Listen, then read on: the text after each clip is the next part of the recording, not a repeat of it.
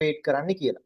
ඒ හින්දා මම ඔයාලට පොඩි දල අයිඩියා එකක් ගන්නත් එක්ක අද දවසේ මම කතා කරන්න හිතපු ටොපික් එක පොඩ්ඩක් පැත්තකට තියලා මම වෙන ටොපික් එකක් කතා කරන්න හිතුවා. මෙන්න මේ ටොපික් එකත් එක්ක අපි කතා කරමු.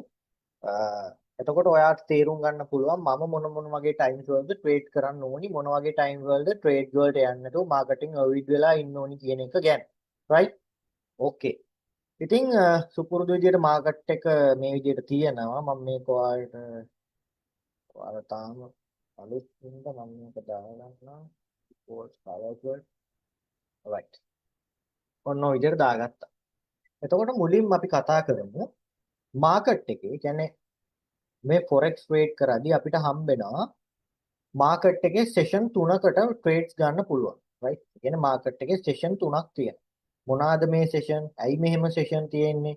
මේක ගැන මම කියලා දෙන්නම්. මුලින්ම අපි කතා කරමු මොනවද මේ තියෙන සෙෂන්ස් කියලා. මාකට් එකේ සෙෂන් තියෙනවා. right? ඒකට මේ මාකට් එකේ සෙෂන්ස් තියෙද්දි මේ නිකම්ම මේ සෙෂන්ස් කියලා හැදිලා නැහැ. මේවා හැදිලා තියෙන්නේ ලෝකෙ එක් එක් රටවල් ප්‍රධාන වශයෙන් ගත්තම ඇමරිකාව, එතකොට ලන්ඩන් සහ ඒසියා වශයෙන් ප්‍රධාන වශයෙන් ලෝකේ අර ප්‍රධාන රටවල් තියෙනවනේ. එතකොට මේ රටවල් වල දැන් මේ අපි දන්නවා බයි සෙල් මත තමයි මේ ගෝල්ඩ් හැම මාකට් එකක්ම අප් ඩවුන් වෙන්නේ.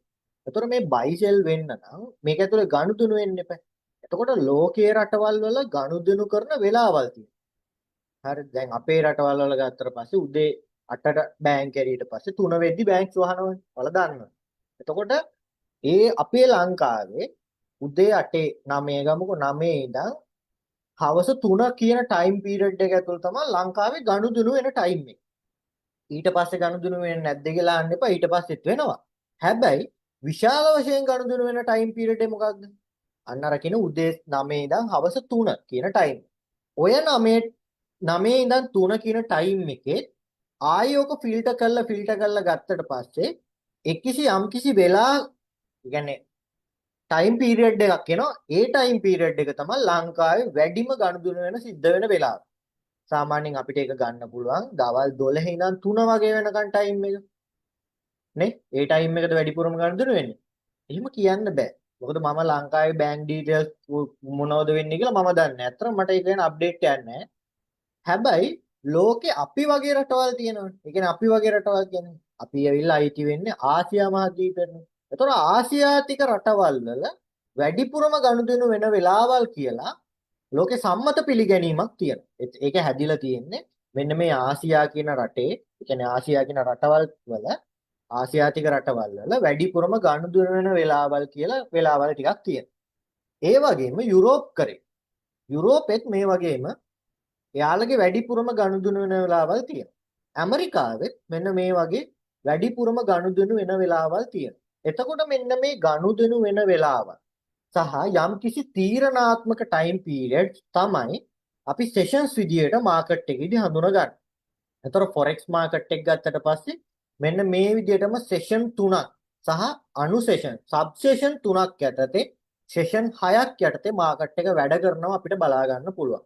අපි කතා කරමු මොනවද ඒ සෙෂන් සහ මොන රටවල් වලද ඒ කාලෙදී ලොකුවට ගනුදෙනු වෙන්නේ සහ ඒක කොහොමද forex market එකට effect වෙන්නේ කියන එක. right? එතකොට මම මුලින්ම ගන්නම් ආසියාතික රටවල් ගත්තට පස්සේ දැන් ආසියාවේ කියලා ගත්තම ආසියාවේ ප්‍රධාන රටවල් තියෙනවනේ.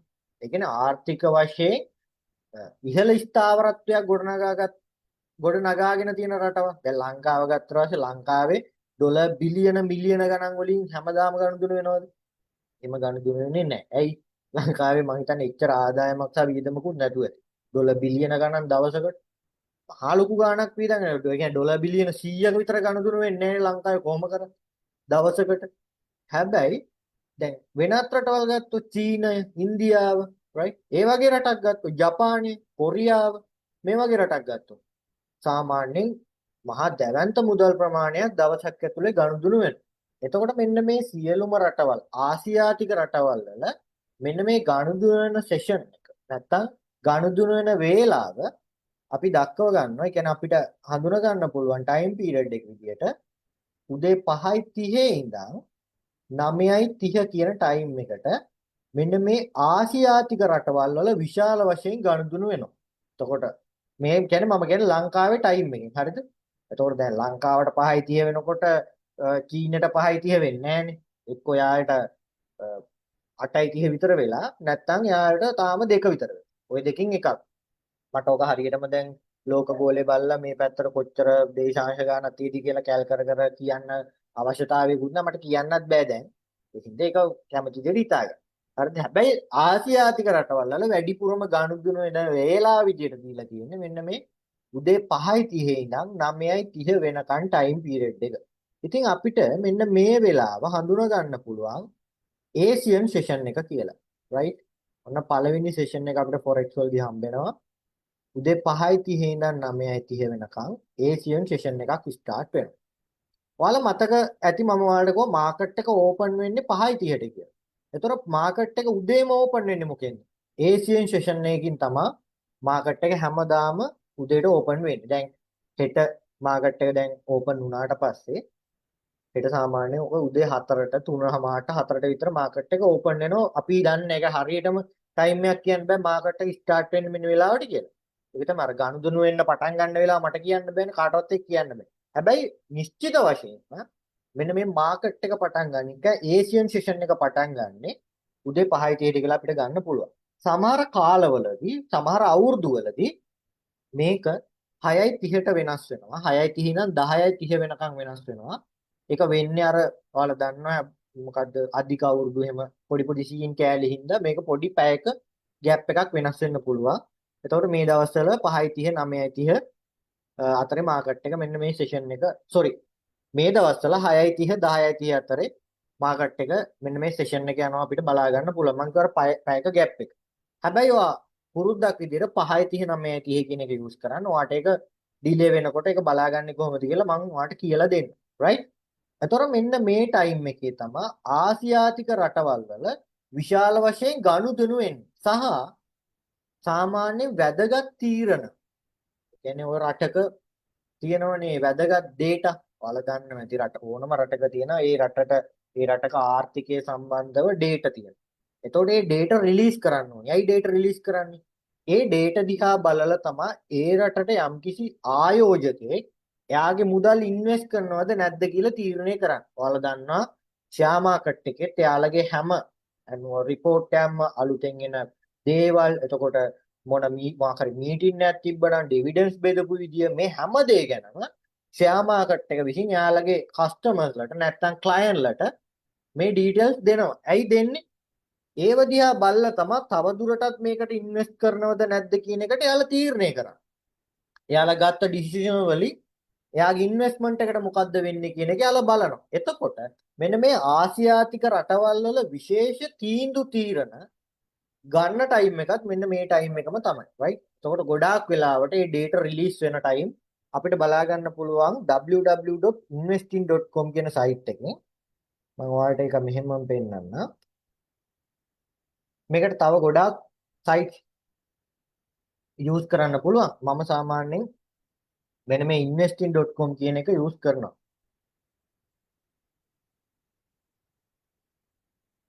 පොඩි සිග්නල් ඩිලේ එකක් තියෙන ගණන් ගන්න එපා.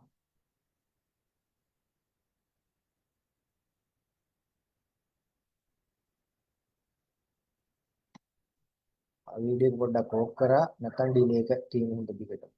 right? එතකොට මෙන්න මේ investing.com කියන site එකට ගියාට පස්සේ අපිට බලා ගන්න පුළුවන් මෙන්න මේ economic calendar එක තියෙනවා. එතකොට ඔයාට ඕනනම් Google එකේ කෙලින්ම economic calendar කියලා ගහලා යන්නත් පුළුවන්. economic calendar කියලා ගහලා යන්නත් පුළුවන්. එතකොට ගොඩාක් site වලින් අපිට බලා ගන්න පුළුවන් මේ સિદ્ધාන්තෙම. එතකොට මේ මෙතේ ගොඩාක් site වලින් මේ economic calendar එක අපිට බලා ගන්න පුළුවන්. මම සාමාන්‍යයෙන් investing.com එක use කරනවා. right? එතකොට ගියාට පස්සේ ඔයාලට බලා ගන්න පුළුවන් දැන් මම tomorrow නේ හෙට ඉඳන් තමයි ආයි පටන් ගන්නෙ. එතකොට බලන්න මේ මෙන්න මේ ටයිම් එක මෙතේ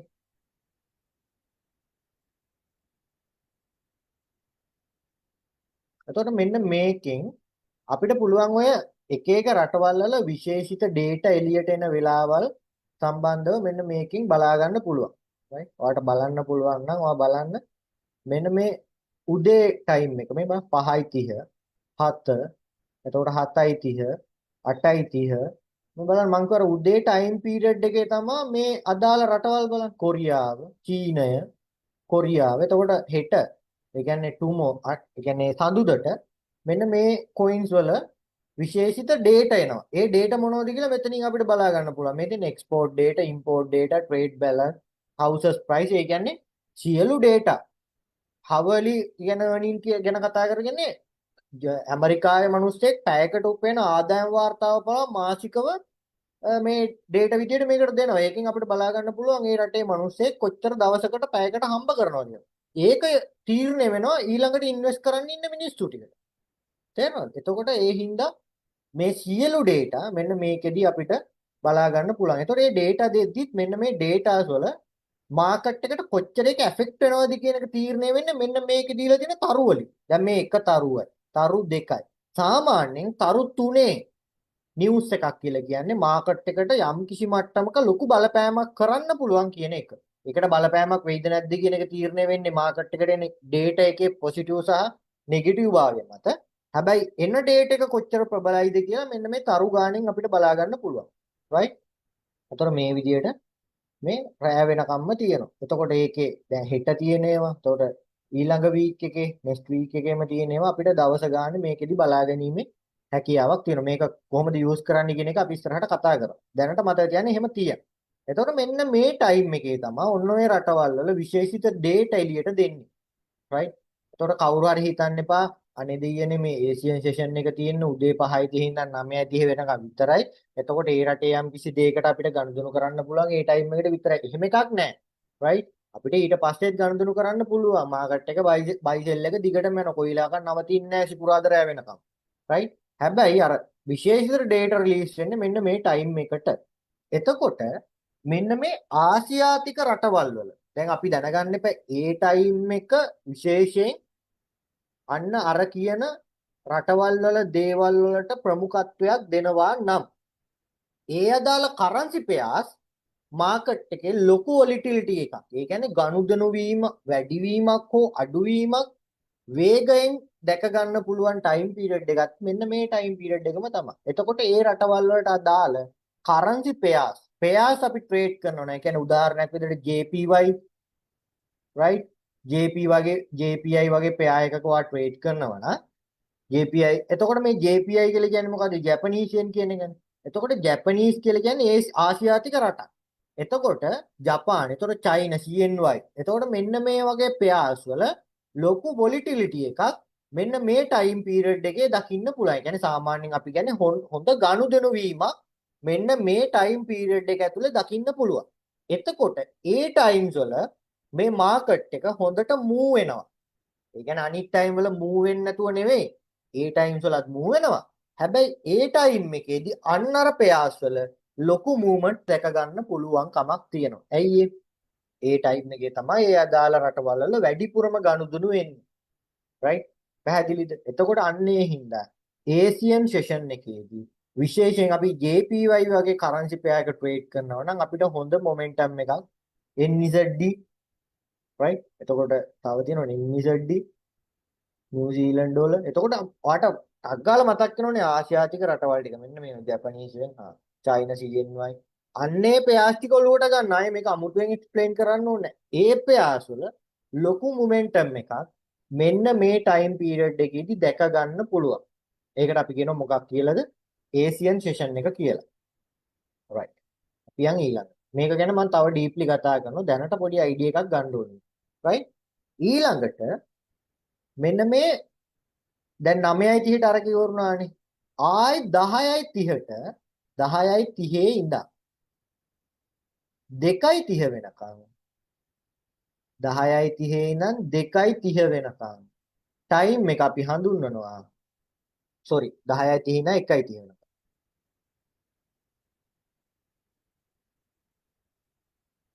10:30 ඉඳන් 1:30 වෙනකම් ටයිම් එක අපි හඳුන්වනවා මොකක් කියලාද?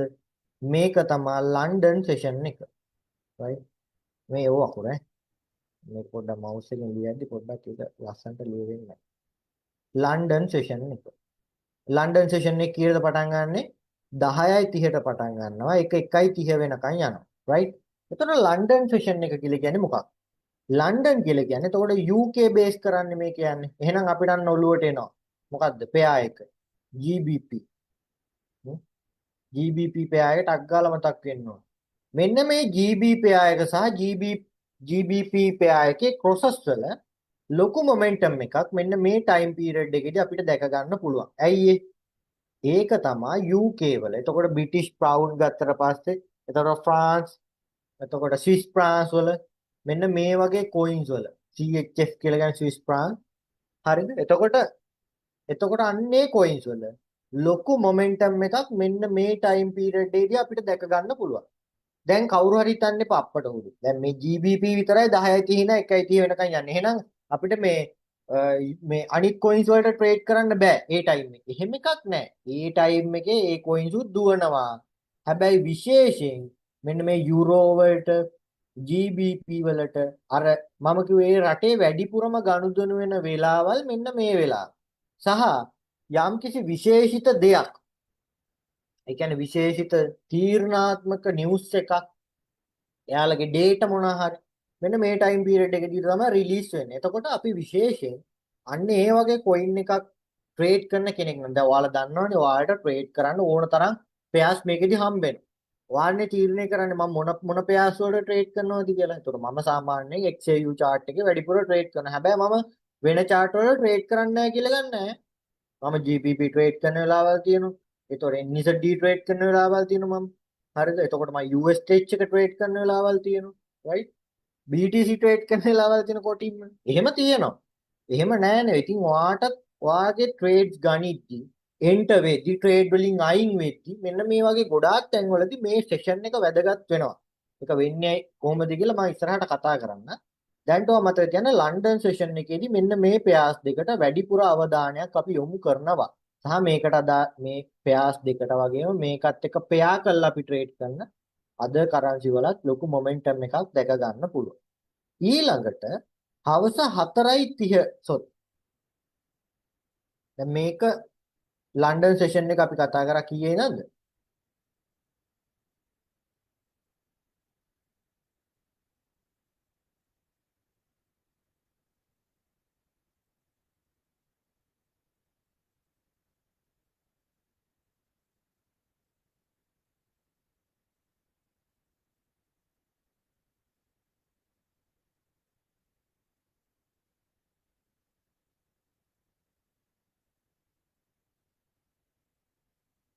මට පොඩ්ඩක් එක තැනක් මිස්ටේක් වුණා right? මම ඒක ආයේ මේව කරලා දෙන්න. මම මේ බැලුවෙත් කොහොදිද මට වැරදුනේ කියලා. sorry. පොඩ්ඩක් මම ගහත දෙන්න. අපරයක්.